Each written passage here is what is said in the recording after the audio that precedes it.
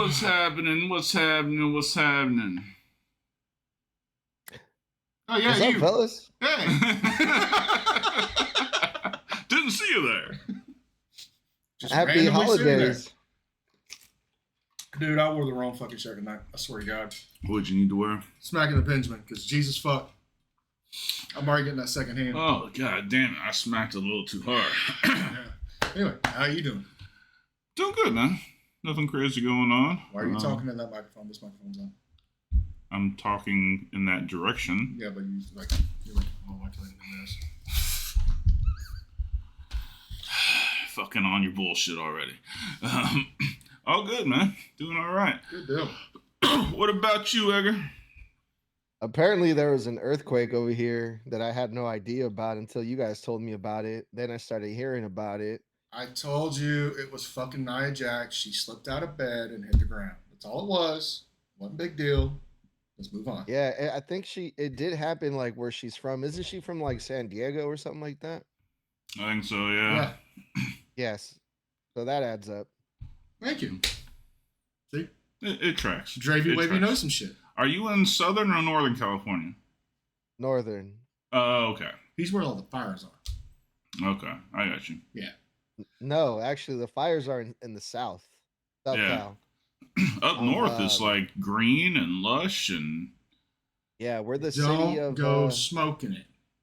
We're the city of trees over here. Oh, yeah? Up here where we are, yeah. All right, well... yeah, we're good. Everything's good over here, thankfully. Sweet. So, Edgar, my man, what's our first topic tonight? Well, if it's all right with you guys, I want to get started with the Mariah May, latest on Mariah May when it comes to her AEW contract.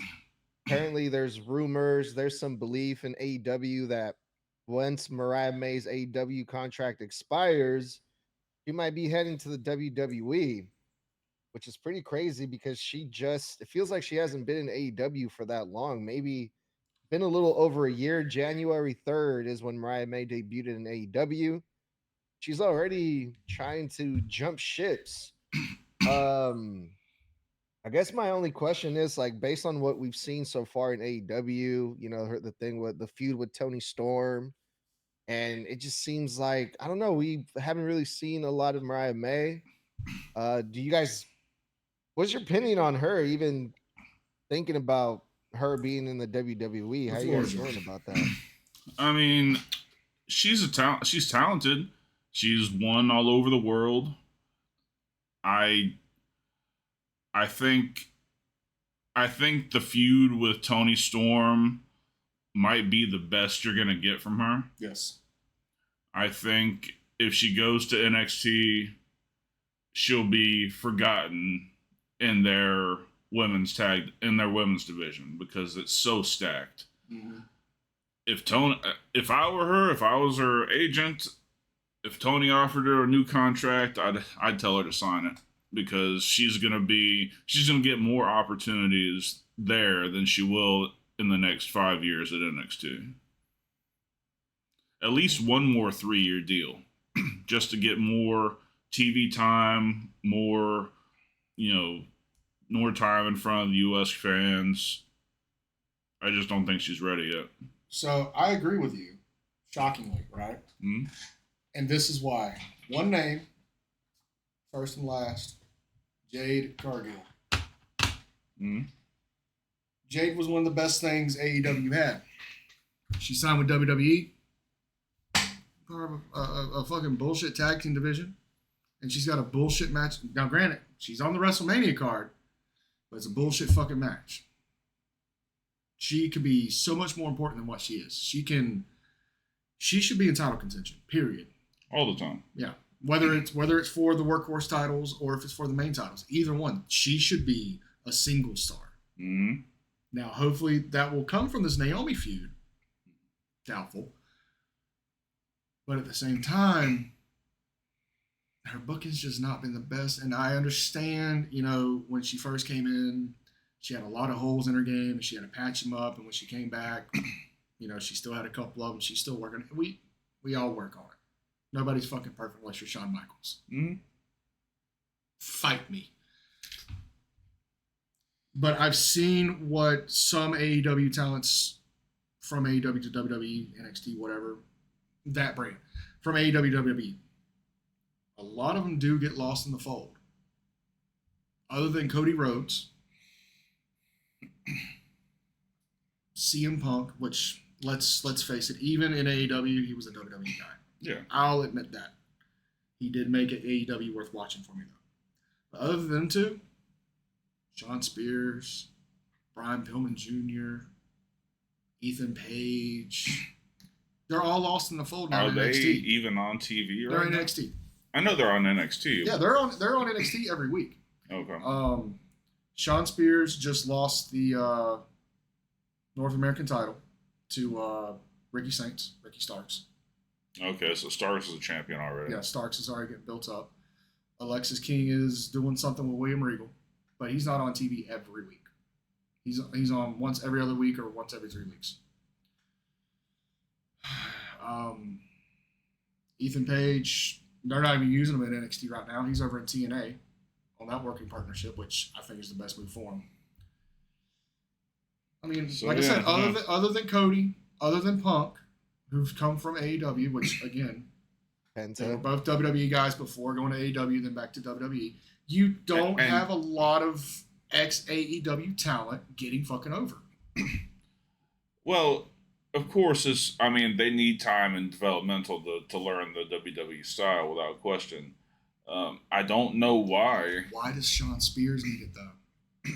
Shawn Spears was a WWE guy. He came He's up in on the NXT. roster. Yeah. Yeah, he came up in NXT. He's on the Worked main that whole roster. thing 4 years. Yeah. Then went to the main roster. Then went to AEW. Why is he back in NXT? He should be main roster talent. I don't think he should be. I think he should. I mean, he's good, but he doesn't. He's not special. Neither was Dolph Ziggler. But Neither is The Miz. You wouldn't put Penta on that list, Javen, of It's too soon for him, really. Him and Phoenix, I'd say it's too soon because they've only been on for a couple months. Alexis King's been signed for almost a year now. Shawn Spears has been signed for almost a year now. Ethan Page has been signed for almost a year now. Ricky Saints just got signed and has this massive push right now. But what happens when he cools down? Penta and Phoenix is like riding this wave of that transfer going to WWE. And yes, their style definitely gives them that allowance. But what's going to happen in 6 months when hopefully it don't happen? But when Penta and Phoenix are either pushing the tag division for a pointless fucking title contention or they're just stuck in the mid card somewhere. I think, as irrelevant as the tag titles are in WWE, I think them defending those belts would legitimize it a lot. We thought the same thing with the Machine Guns. Yeah, but they were never the Lucha Brothers. They were the Lucha Brothers before the Lucha Brothers were even a thing. I'm not saying they weren't talented. Of course they were. I'm just saying that worldwide, Penta and Phoenix are huge names. So is fucking Alex Shelley and Chris Sabin. But they got labeled as TNA guys. So in the WWE mindset, they're still just another tag team. So do you not think Hunter coming on is like alleviated that, or you think the whole WWE talent are above everybody is so ingrained in him? I kind of think it is. And again, this is just, from years of fucking dealing with Vince and learning from Vince and like these little niches that he just can't get away from. Now, I will wholeheartedly say if it wasn't for the fact Hunter took the reins, the Machine Guns would have never got signed. 100%. But they still had that stigma of being just TNA guys.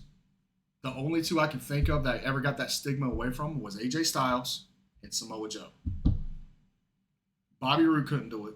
No. He had a hell of a fucking gimmick. Unfortunately, he had the neck injury that kind of halted everything. Austin Aries. Fuck Austin Aries. Don't even start on that swat waffle. Fucking Cowboy James Storm. He didn't even want to fucking sign him for anything more than just a couple matches And James said, I'm not doing that. Yeah. Eric Young. Yeah. Eric Young's fucking world-class talent. He got thrown in a bullshit fucking faction. I don't know. What do you think, Edgar? I would rather see Britt Baker go to WWE before Mariah May. Oh, I mean, 100%. Just like comparing Mariah May just to Penta and Jade Cargill. Like, I know Penta's too early to say, but Penta, since he got to the WWE, he was presented like a star already, and he felt more important in the WWE than he ever was in AEW. But we're talking about from his early presentation, for sure. Yeah, I don't know when Penta went dark in AEW, that hash of that character, I could say that would be on par to his WWE run right now.